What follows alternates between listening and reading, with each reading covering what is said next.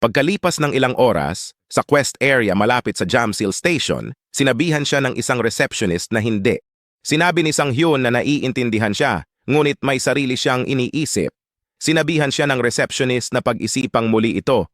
Ipinahayag niya kung gaano kalaki ang hitsura niya sa araw na iyon. Hindi nagpatinag si Sang Hyun. Sa Honam Expressway kanina, nag-alala siya sa panangga ng duwende pero natuwa na bigas at kimchi lang ang nakuha. Biglang may kakaibang tunog ang sasakyan niya, kaya nagtaka siya.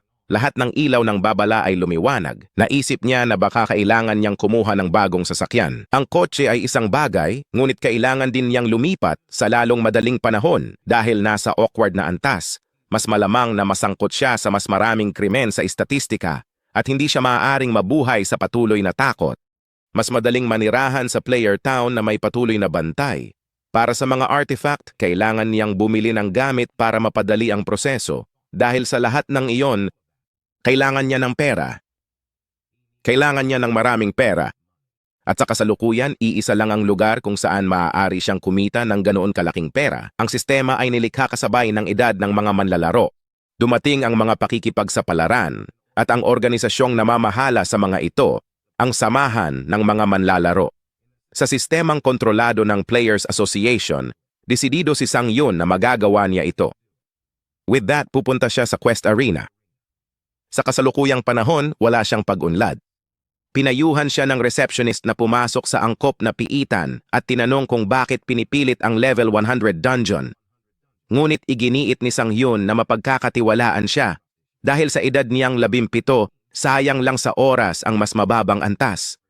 Sinabi ng babae na may nagsabi na ng ganyan at napaiyak lang siya. Kaya nakiusap siyang pumunta sa mas mababang rehiyon dahil marami na ang namatay sa maling pagtantiya ng kakayahan. Gayunpaman, nagpasya siyang manatiling matatag. Lumapit sa kanila ang isang babae at tinanong kung ano ang issue. Sagot ng receptionist na wala lang. Siya si Kim Miso mula sa Eden Guild. Nasa level 100 na siya at A+ player. Si Kim Miso ay binansagang marksman of devastation. Siya ang unang umabot sa level 100 at naging marksman. Pero sa kabila ng galing niya, mas kilala siya bilang anak ng presidente ng Shinsong Biotechnics na si Kim Yun-chul. Si Kim Miso o Shin Tairi, ang shadow assassin at pinakadakilang assassin player ng bansa. At si Cho Jin-ho, isa sa pinakadakilang swordsman, ay miyembro ng iisang guild.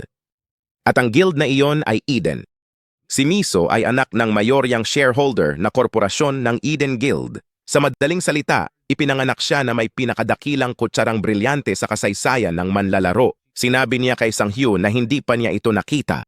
Sinabi niya sa kanya na pinapanood siya nito. Nagtanong siya kung interesado ba siyang magsimula ng level 100 quest.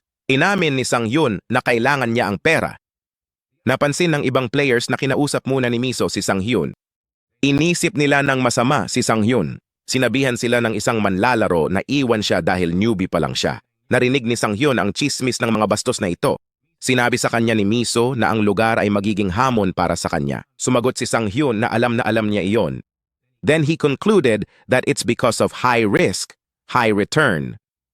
Hindi ganoon ang ginawa ni Sang Hyun dahil galit siya sa kanya. Kahit na tinanggihan siya ng hilingin niyang sumali sa kanyang partido bago siya bumalik. Kinumbinsin niya ang kanyang sarili na hindi siya nagtatanim ng sama ng loob. Tinanong siya ni Miso kung alam ba niyang hindi siya makakapagpatuloy sa quest dahil hindi pinapayagan ang mga solo player. Doon napagtanto ni Sang Hyun na ang solo player quest ban ay tatanggalin lamang 4 na taon mula noon. Minaliit niya ito sa pagsasabing mali yata ang nabasa niya sa announcement. Pagkatapos ay nagsimula na siyang maglakad palayo. May mungkahi si Miso.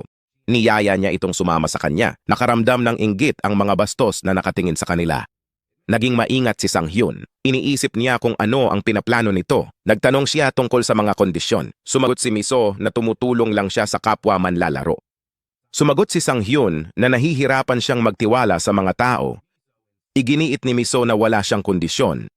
Sa halip na isang kondisyon, gusto niyang mangako siya na kapag nabigo siya nito, babayaran niya ito. Gayunpaman kung maibabalik niya ang kanyang mga salita, hihingi siya ng paumanhin para sa kanyang mga aksyon.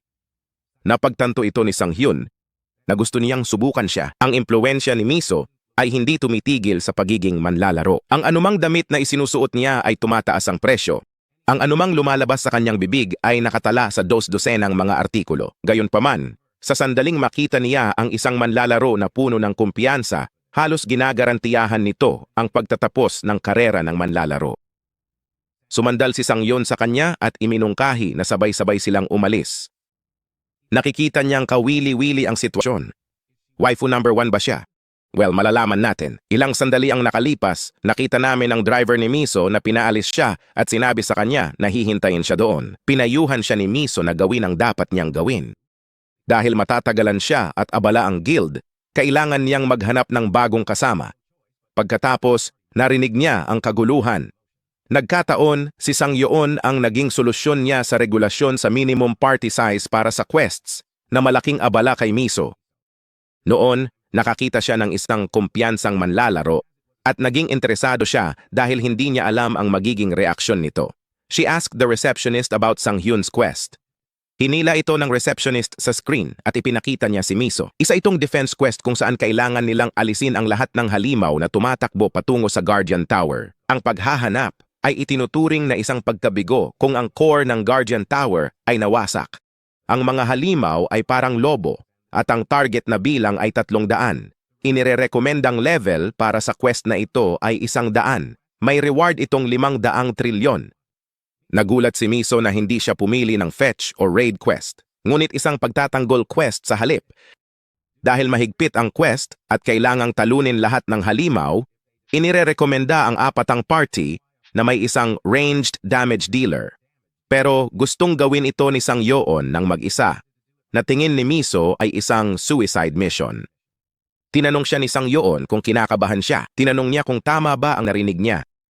Ipinaliwanag ni Sang Hyun na ito ay dahil hindi siya nagsasalita ng kaunti, kaya nag-aalala siya na siya ay kinabahan. Sinabi niya sa kanya na kung sa tingin niya ay magiging mahirap, maaari silang maghintay para sa higit pang mga tao na darating. Naisip niya ang isang tangke o kahit isa pang range damage dealer. Nalaglag ang panga ng receptionist nang marinig ang pahayag na iyon. Nanginginig si Miso sa pagpipigil sa galit. Patuloy sa pagsasalita si Sang Hyun at hinawakan ni Miso ang kanyang braso. Idiniin niya sa kanya na wala namang problema. Pagkatapos ay pinindot niya ang accept button. Sa pamamagitan nito, ililipat sila sa quest area. Natakpan sila ng maliwanag na liwanag. Ipinahayag ng receptionist kung gaano niya nais na walang mangyari. More like walang mas magandang mangyayari. Nagpatuloy ang chismis ng mga bastos kung magtatagumpay sila. Hindi sila makapaniwala na ang isang level 17 na newbie ay na-clear ang isang level 100 na piitan. Napansin ng isang manlalaro na maaaring may nasa isip si Miso. Siya ang pinakabatang manlalaro na niraranggo sa A+. Alam nilang hindi siya tanga. Pagkatapos ay pinag-usapan nila ang bagong sistema ng pagraranggo na nilikha ng Players Association. Ito ay nilikha dahil mahirap matukoy kung gaano kalakas ang isang manlalaro batay sa kanilang antas. Mayroong 2 pamantayan sa pagkuha ng kanilang ranggo. Ang una ay ang bilang ng mga dungeon na na-clear at pangalawa ay ang pangkalahatang battle sense ng isang player. Si Miso ay niranggo A+, dahil lamang sa kanyang pandama sa pakikipaglaban. May nagtanong kung ano ang A+. Then a guy explained that it means may mga halimaw na mas malakas pa sa kanya. Sabi ng isang lalaki, hindi ito mahalaga. Nataranta ang isa pa at sinabing papasok lang siya kasama si Miso. Nainggit sila sa masuwerteng lalaki sa panahon ng mga kabalyero at lobo. Hinawakan ni waifu number 1 ang busog at palaso. Alam niya na kailangan niyang managot sa kanyang mga sinabi. Nagpasya siyang gawin ang lahat para tulungan siya kung may mangyaring mapanganib sa kanya. Napatingin si Sang Hyun sa kanya. Umaasa si Miso na kinuha niya ang pagkakataong ito para matutunan ang kanyang leksyon. 30 minuto ang nakalipas, tinanong siya ni Miso kung ano ang sinabi niya. Inulit ni Sang Hyun na hindi niya kailangang makisali maliban kung hihilingin niya ang kanyang tulong. Inalok siya ng 5% cut para sa suporta, pero hindi ito narinig ni Miso. Inulit ni Sang Hyun na magandang deal iyon, kaya tinanong ni Miso kung dahil ba iyon sa mga tuntunin niya. Itinama niya siya, sinabing hindi niya kakayanin ang pakikipagsapalaran na iyon, lalo na't hindi bababa sa 300 sila. 300. Idinagdag niya na mahirap ang paghahanap kahit para sa isang antas 100 tulad niya. Napansin niya ang ekspresyon nito. Sinabi ni Sang Hyun na maghintay at tingnan. Bumuntong hininga siya at sumang-ayon, ngunit muling nakipagnegosasyon na makakuha siya ng dagdag na bawas sa bawat halimaw na napalampas niya at wala siyang makukuha kung mawala ang 75 sa mga halimaw na iyon. Lumitaw ang halimaw. Malakas na ungol nito. Sinabi ni Sang-hyun kay Miso na hindi ito mangyayari kailanman. Dahil plano niyang alagaan silang lahat, inatake siya ng mga halimaw. Nataranta si Miso. Mabilis na nilaslas ni Sang-hyun ang mga halimaw. Matapos patayin ang ilan sa kanila, ibinaba niya ang kanyang espada upang alisin ang dugo. Nagkomento si Sang-hyun na ang mga halimaw ay gumawa ng ilang medyo kaaya-ayang tunog nang sila ay namatay. Nagsimulang isipin ni Miso na hindi lang siya ordinaryong mayabang na manlalaro. Nakita niyang walang kapintasan ang mga welga nito. Binibigyang diin ng kanyang tindig ang kanyang superior reach. Ito ang binanggit ni Jin-ho, isang mandirigma na naglaro sa kanyang guild. Isang perpektong balanse ng opensa at depensa. At higit pa riyan, iniiwasan ni Sang-hyun ang anumang walang kabuluhang paggalaw at pinapatay ang maraming kaaway sa bawat welga, ngunit alam niya na marami pa siyang dapat pagbutihin at napakarami sa mga halimaw na iyon. Naisip niya na hindi sila halimaw na kayang hawakan ng ordinaryong level 17 player. Ngunit nang makita niya ang ngisi sa mukha ni Sang-hyun, nag-alinlangan siya sa kanyang paniniwala. Pagkatapos ay napansin niyang may mali sa simula. Nakita niya ang gawin ng halimaw. Inactivate ni Sang-hyun ang skill bash ng demonyo. Hindi gumagalaw ang mga halimaw. Iniisip niya kung gagamit ng stun. Sa excitement, nawalan siya ng balanse. Abala pa rin ang anak namin sa mga lobo. Nasa gilid ng pader si Miso at muntik ng mahulog. Nagtatalo siya na maaaring sabihin ng kahit sino na gumamit lang si Sang-hyun ng stun. Kahit na conservative siya, parang umabot ng 4 na segundo. Kung nangyari ito, ibig sabihin ay mas tumagal ang kanyang pagka-stun kaysa kay Jin-ho. Kung iyon ang kaso, magkakaroon siya ng higit sa sapat na oras at mapagkukunan upang talunin ang lahat ng mga halimaw na iyon. Na-curious tuloy ako kung sino talaga siya. May napansin si Sang-hyun. Ang mga normal na halimaw na tipong lobo ay pinaghiwa-hiwalay. Inihagis sila sa ere na parang may nakabunggo sa kanila. Sang-hyun uttered, "Andyan ka pala." Itim na lobo ang sinasabi niya. Malakas na ungol nito. Si Sang-hyun ay hindi pa nakaharap nito sa nakaraan. Nagtataka siya kung bakit nakaramdam siya ng nostalgia nang makita ito. Dahil sa itim na lobo, kasalukuyang nasa ilalim ng epekto ng debuff at stun si Sang-hyun. Nagulat siya nang gamitin nito ang parehong kakayahan niya. Sunod, nagpakawala ng kidlat ang itim na lobo kay Miso sa rooftop ng gusali. Naligtas siya ng hadlang. Dahil sa artifact niya, nakaligtas siya sa debuff at stun. Naalala niyang gumamit din ng stun ang Black Wolf. Nahiya siya sa pagpuna kay Sang-hyun na nasa panganib. Hinila niya pabalik ang pana niya. Ipinagpalagay niya na may paraan si Sang-hyun para i-activate ang stun sa kanyang mga kaaway. Ngunit para magkaroon siya ng paraan para iundo ang epekto, lalo na para sa isang taong ka-level niya, naisip ni Miso na malabong mangyari. Na-activate ni Sang-hyun ang pagbawi at ang epekto ng debuff at stun ay na-deactivate. Nag-charge siya pasulong. Hindi makapaniwala si Miso na posible ito. Isang halos perpektong swordsman na tindig at isang napakahabang stun. Higit pa rito, mayroon siyang kakayahan na i-deactivate ang mga debuff. Lahat ng ito kapag level 17 player pa lang siya. Hindi ka panipaniwala. Tinanong ni Sang-hyun ang itim na lobo kung nagulat siya.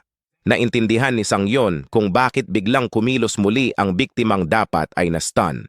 Nang mataranta ang itim na lobo, sinamantala niya ang pagkakataon para saksakin ito at tapusin ang laban.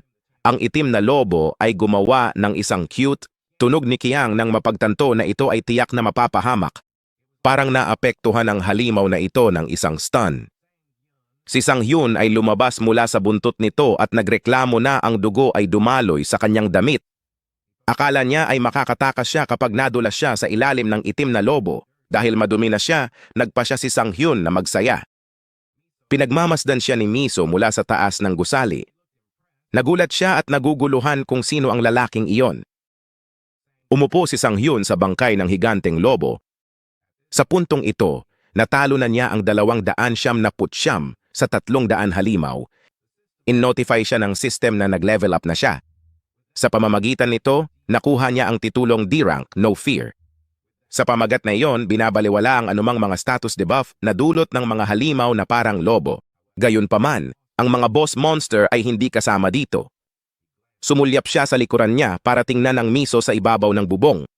Napangiti siya nang mapagtanto niyang nagsisimula na itong makita ang kakayahan niya. Masasabi niyang punong-puno ito ng paghamak. Pinagmamasdan lang siyang naglilinis ng stage. Iyon ang nagpasya sa kanya na ipagpatuloy ang paglalagay sa isang palabas at pagiging finale. Isang malaking lobo ang umungol. Ito ang huling boss, Full Moon Wolf Lord. Isang malakas na suntok ang pinakawalan nito. Naalala niya na ang irregular attacks ang specialty nito. Nataranta ito nang tumalon ng mataas si Sang Yun. Sinabi niya sa lobo na sa loob ng 30 taon, susuriin ang lahat ng pattern ng pag-atake nito. Hinampas niya ito dahil alam niya ang bawat galaw nito. Inabisuhan siya ng system na dahil sa kakayahan ng Panginoon, hindi pa na-activate ang Demon Bash.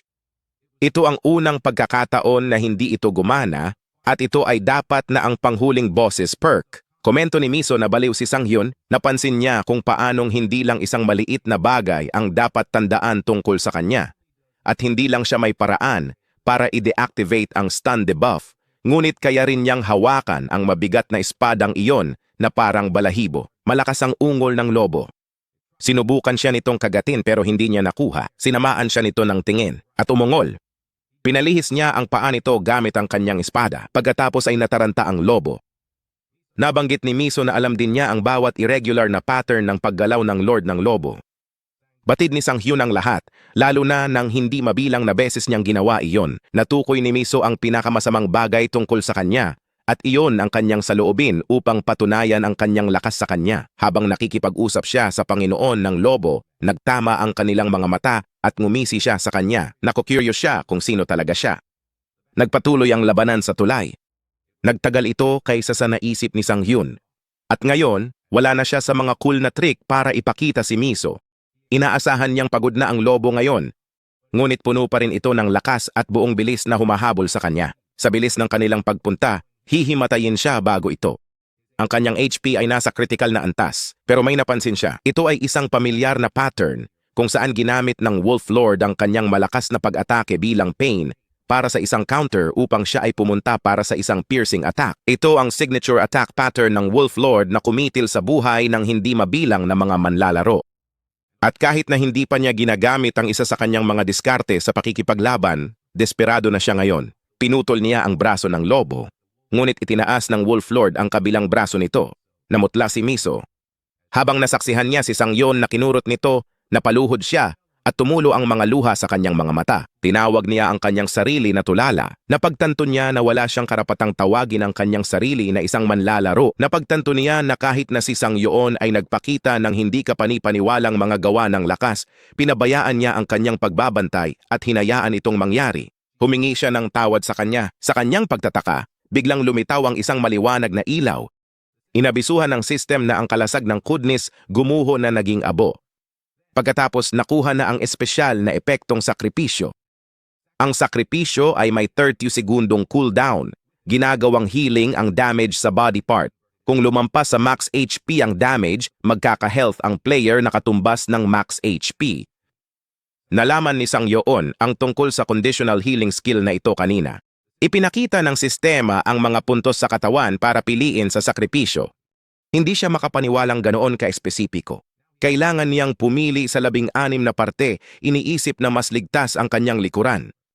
Dahil ang likod ay nahahati sa 4 na bahagi, ito ay hindi epektibo. Kaya pinili niya ang harap ng katawan at gumana ito. Dahil sa sakripisyo, nabawi niya ang kanyang max HP. Kahit konti lang nalampasan niya, namatay na siya. Ngunit ito ay kapuspalad para sa Wolf Lord. Dahil doon, sabay na inalagaan ang mga alalahanin ni Sang Yun. Na-activate na ang Demon Bash Level 1. Hindi niya akalain na kapag pinutol niya ang kanang braso ay masisira nito ang laban ng Wolf Lord, dahilan para matigilan ito. Sa puntong ito, itinulak ni Sang Yun ang kanyang swerte. Nang maglaon, tumayo si Miso sa isang pool ng dugo. Natalo ang Wolf Lord nang gumana ang stun ni Sang Yun sa kanyang ikatlong pagsubok. Ngunit ito ay sapat pa rin. Nakita niyang lumapit si Miso sa kanya. Binalik niya ang tingin sa kanya. Napabuntong hininga siya. Sinabi sa kanya na dapat ipinaalam niya na may kakayahan siya sa pagpapagaling. Akala niya wala na siya. Tinanong siya kung nabubuhay na ba siya sa pangalawang buhay dahil alam niya ang lahat ng pattern ng pag-atake ng Wolf Lord. Ibinahagi niya na maraming manlalaro ang nakilala niya noon, pero sa palagay niya, siya ang unang bumulaga sa kanya sa ganoong paraan. Tatapusin na sana niya ang sinasabi, Pero napatigil siya nang makita ang ekspresyon nito. Tanong ni Sang-hyun, as if what? Nagambala si Miso sa pressure. Then she continued her sentence na para bang nanonood siya ng ranker. Kinabahan si Sang-hyun dahil akala niya ay sasabihin nito na siya ay umuurong, ngunit siya ay kinakabahan sa wala. Naintindihan niya na ang isang ordinaryong manlalaro ay hindi makakapag-isip ng ganoon kalayo. Tinanong niya siya kung tatapusin niya ang Wolf Lord. Nakalimutan na niya, isang mahinang unggol ang ibinigay ng Wolf Lord. Sinabi niya dito na papatayin niya ito ng sabay. Pagkatapos nito, nakuha niya ang titulong C-Rank Face-Off. Sinuri niya ang kanyang mga istatistika. Nabasa niya na kapag ang target ay nasa isang nakahiwalay na estado kung saan walang backup sa loob ng 5 metro ng radius nito, ang face-off ay mag-a-activate at tataas ang lahat ng kanyang mga istatistika ng 20%. Kapag ang target ay hindi na nakahiwalay, ang mga epekto ng pamagat ay mawawala. Siya ay masaya na ang kanyang unang C-Rank na titulo ay isang dalubhasa para sa one-on-one na labanan. Masasabi ni Miso na kakatanggap lang niya ng titulo. It made him ask if she was cleared the stage before. Sumagot siya na siya ang nag-iisa nito. Ngunit nakonsensya siya at inamin na nagawa lang niya ito dahil sa kanyang artifact. Sumagot siya na ang pagkuha ng mga tamang artifact ay nangangailangan din ng mga kasanayan. Nagpasalamat siya sa papuri, pero di niya masabing ang artifact niya ay mahigit 200 bilyong won. Hindi rin tamang ikumpara ang sarili sa gumagamit lang ng ordinaryong espada. Kaya iniba niya ang usapan at iminungkahing subukan ang epekto ng bago niyang titulo. Tinanong niya kung ano ang ibig niyang sabihin. Ang pamagat face-off ay na-activate na. Inabisuhan siya ng system na wala nang iba pa sa loob ng 5 metrong radius mula sa target maliban sa kanya, kaya na-activate ang mga epekto. Kinansela niya ang mga epekto nito. Pagkatapos ay ipinaalam sa kanya ni Miso na kailangan niyang umalis muna dahil kailangan niyang tawagan ang kanyang mga porter upang tumulong sa paglipat ng lahat ng kanilang mga nakawan. Dahil ang loot drop at monster parts ay bahagi ng quest rewards, ang pagtawag sa porter ay ang susunod na lohikal na hakbang. Maganda ang impression niya sa kanya dahil ginawa niya lahat ng trabaho. Sinabi ni Miso na bibigyan siya ng 5% bawas sa quest reward na hindi niya inaasahan at para sa kanya ay unfair. Sumagot siya na ayos lang kaya dapat niyang tanggapin ang alok niya. Lalo na kapag naniniwala siya na maraming pagkakataon na magkatrabaho silang muli. Hinimok niya siya na isipin ito bilang isang pamumuhunan. Napagtanto niya kung gaano ito katuso at hindi niya talaga mailagay ang kanyang bantay sa paligid nito ngayong nag-iisa na siya. Oras na para suriin niya ang kanyang pinakahihintay na gantimpala. Isa itong Blue Moon Stone, isang platinum artifact. Mayroon itong espesyal na epekto na tinatawag na Age of Dogs and Wolves at nagbibigay ng plus 100 health, plus 100 mana, plus 50 luck. Isa itong mahalagang bato na puno ng mga paniniwala ng Silver Wolf Clan na sumasamba sa Blue Moon. Napakasaya niya. Ipinagdiwang niya sa wakas ang pagkakaroon ng isang platinum rank na artifact. Ang isang platinum artifact ay madaling kukuha ng higit sa 1 bilyong won at kasama nito makakabili siya ng apartment sa Seoul. Tinanong ng Goddess of Luck kung naniniwala na ba siya sa kanya ngayon pagkatapos maramdaman ang sensasyong manalo sa buhay. Tinanong niya kung bakit ito magpapasalamat sa kanya gayong ang swerte niya naman ang nagdala sa kanya doon.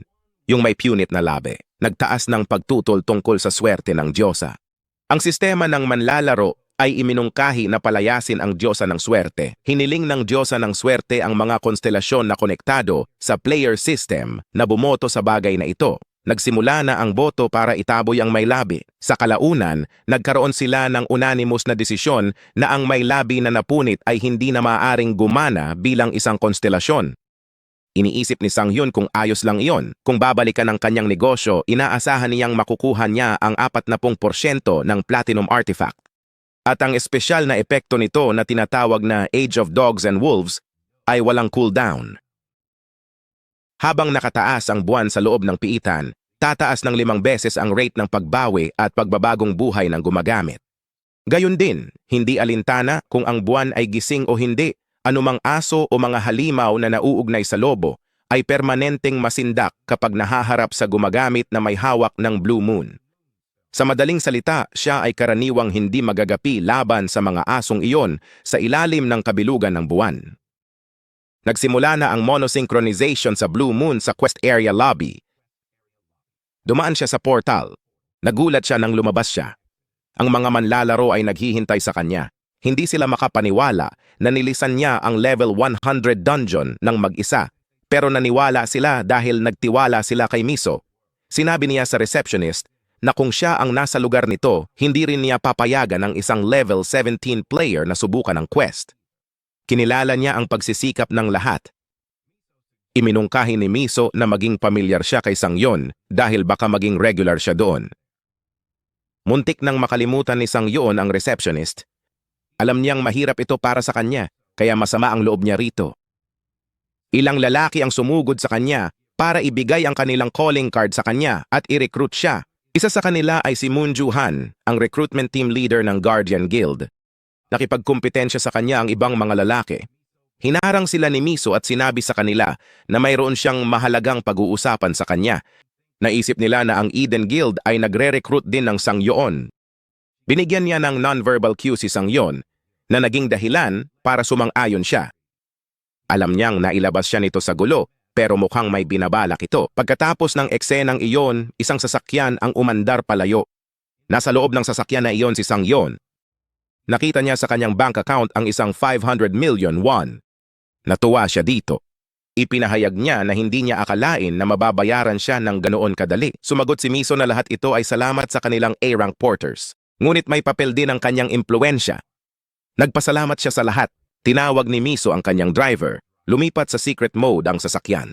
Inaasahan ni Sang-yon na laging may nakatagong intensyon sa likod ng mga gawa ng kabaitan. Nagnenegosyo si Miso. Inimbitahan niya siya sa Eden Guild. Natigilan siya sa pagiging prangka niya. Nagtitiwala siya sa kanyang guild, lalo na noong tinawag itong paraiso ng ibang mga manlalaro. Tiwala siya na hindi niya ito pagsisisihan. Inasahan ni Sang-yon ang sitwasyong ito. Bago siya bumalik, siya ay isang regular na miyembro lamang ng isang small-time guild. Noon ang pakiramdam ng pagiging kabilang ang nagbigay sa kanya ng kaaliwan. Ito ay isang maliit na guild na kumuha ng isang walang talentong manlalaro na tulad niya na walang mapupuntahan. Mainit at maganda ang pakiramdam niya doon hanggang sa nangyari ang insidente kung saan napatay silang lahat. Alam din niya na kahit gaano pa kaganda ang infrastruktura sa bilis ng kanyang pagpunta, kadena lang siya ng isang guild. Kaya ito ay pinakamahusay para sa kanya na mag-isa. Tatanggihan na sana niya ito nang putulin siya nito sa pamamagitan ng pagtatanong kung nagpaplano siyang magsimula ng solong guild. Kaya naman tumahimik siya. Hindi niya maiwasang kilalanin kung gaano katalas si Miso. Sumagot siya na natural lang dahil anak siya ng chairman ng isang major corporation. And knowing his ability, it was a no-brainer for her to conclude that. Sinabi niya sa kanya na mahalaga na siya lang ang nakakaalam nito. Naunawaan niya na magsisimula siya ng solong guild, ngunit inilapag pa rin niya ang lahat ng kanyang card sa mesa at nagpakita ng interes. Dagdag pa, lumikha siya ng isang relasyon na kapwa kapaki-pakinabang. Napagtanto niya kung gaano siya katalinong negotiator. Pagkaraan ng ilang sandali sa paligid ng Sea Jamsil Station ng Player Town, tinalakay ng ahente ng real estate na ang deposito ay 100 milyong won at 5 milyong won ang magiging buwanang upa. Nagbiro si Sang-yon na sinabi niya ito ng nakangiti na parang, "It's nothing but it actually sounds intimidating." Tumawa siya at sumagot na may magandang deal siya. Kapag tapos na sila, umalis na siya. Mabilis at madali ang proseso. Hindi inaasahan ni Sang-yon na mawawala ang mga nasa waiting list. Iniisip niya kung dahil ba ito sa diyosa ng kapalaran. Inilapag niya ang mga gamit niya at pinagmasdan ang tanawin sa bintana. Naisip niya kung paano lumipas ang maikling panahon, ngunit marami na ang nangyari. Dumaan siya sa regression, kalituhan, at mabilis na pagbabago ng mga sitwasyon. Ginugol niya ang mga araw na sinusubukan lamang na maunawaan kung ano ang nangyayari, kahit na walang anumang mga resulta. Hindi siya sigurado kung paano siya magpapatuloy, ngunit pagkatapos ay ganap na nagbago ang proseso ng kanyang pag-iisip. Nakaramdam siya ng sensasyong nakalimutan na niya. Lagaslas ang dugong dumadaloy sa kanyang katawan kahit wala pa siyang ginagawa. Ito ay ang pakiramdam ng kabataan, at dahil doon, hindi siya nakatiis. Sa pamamagitan nito, nanumpa siyang mamuhay sa kanyang pangalawang buhay sa ibang paraan at hindi nakaawa-awa gaya ng dati. Matapos gawin ang desisyong iyon, patuloy na bumubuhos ang mga pagkakataon para sa paglago. Habang nasa sasakyan, nakatanggap ng tawag si Miso mula sa reporter na si Park Jong-min. Natawa siya nang malaman niyang narinig na niya ang balita. Na-curious si Sang-hyun sa pinag-uusapan nila. Narinig ni Jongmin na si Sang-hyun ang gumawa ng quest sa kanya. Si Jongmin ay isang reporter mula sa Player Magazine. Nagsimulang makipag-chat si Miso, ngunit hiniling niya na makarating siya sa punto dahil nakakakuha siya ng atensyon ng kanyang mga kasamahan. Dumating ang sasakyan. Bumaba si Sang-hyun at nagpasalamat sa kanyang sinakyan. Bago siya umalis, ipinaalam niya sa kanya na pinaplano nilang tuklasin ang isang hindi pa kumpirmadong gate sa lalong madaling panahon. 4 na tao na libreng koponan para sa manlalaro na antas 120 pababa. Tuwang-tuwa si Sang-hyun na pupunta siya. Sinabi niya kung paano niya tinanggihan ang alok ng guild ng malamig. Nasasabik siyang makapasok sa gate.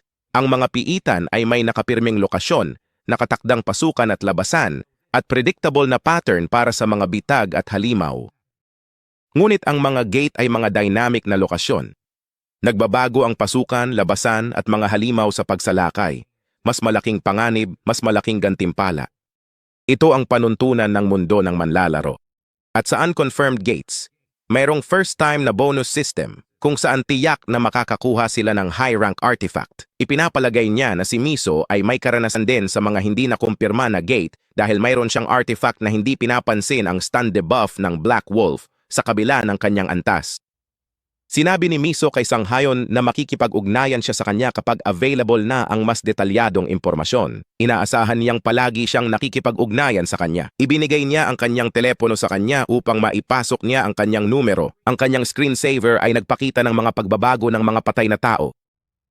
She got flustered when she realized that it was on that screen since she didn't mean for him to see it. Bulong niya na ang gulo ng isip niya. Nanatiling tahimik si Sang-hyun. Napagtanto niya na dapat ay may mga sitwasyon siyang nagaganap, ngunit ito ay natural dahil halos walang manlalaro ang hindi. Sa kaso niya, mayroon siyang nakaraan na hindi niya kailanman mapag-usapan ng lantaran. Hindi niya maisip kung ano ang mangyayari kung may makaalam na nagre-regress siya. Naisip niya ang huli na si Bloomer, na curious tuloy siya sa ginagawa niya ngayon. Naging attached siya sa nakaraan, sa kanya mula nang magsama sila ng ilang taon. Nais niyang makita siya muli. Samantala sa Eden Guild VIP room, nakaupo si Miso habang kinakalikot ang kanyang telepono. Nagsalita ang lalaki sa kanyang tapat na sana ay magkape sila, ngunit busy lang siya sa kanyang telepono. Tinanong niya kung naghihintay siya ng isang tao na makipag-ugnayan sa kanya. Sumagot siya na nagme-message siya kay Sang-hyun dahil sabay silang naghahanda na pumasok sa isang gate. Tinukso siya ng lalaki na talagang gusto siya nito. Sumigaw siya na hindi ganoon. Kilala ng lalaki si Sang-hyun bilang ang taong kayang magpanatili ng stun ng mas matagal kaysa sa kanya at ang taong malamig na tinanggihan ang kanyang alok. Iminungkahi ni Miso na dapat niyang simulan ang pag-aalala tungkol sa kanyang sarili. Nagtanong ang lalaki kung bakit. Sumagot si Miso na medyo kahanga-hanga ang swordsmanship ni Sang-hyun. Inakala niyang mas magaling ito sa kanya, kaya tinawanan siya nito at sinabing labis ang paghahambing sa kanya. Ang taong ito ay si Jo Jinho, isang level 700 rank S player ng Eden Guild.